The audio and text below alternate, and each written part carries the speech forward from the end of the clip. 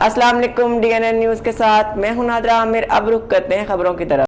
खबर शामिल करते हैं चकवाल की तहसील जुआ सैदा शाह में वाकई टीएचक्यू अस्पताल में एक लेडी डॉक्टर तैनात होने की वजह से आवाम ज़िलो खवार। सुबह 9 बजे से 2 बजे तक सिर्फ 40 लोगों को चेकिंग के लिए नंबर दिए जाते हैं, वो भी उनको जो अमले की जान पहचान वाले होते हैं, बाकी को वापस किया जाता है। सर्जन भी मौजूद नहीं, इसीलिए अवाम की असिस्टेंट कमिश्नर नादिया परवीन और डीसी चकवाल से इस बात का नोटिस लेने का मुतालबा।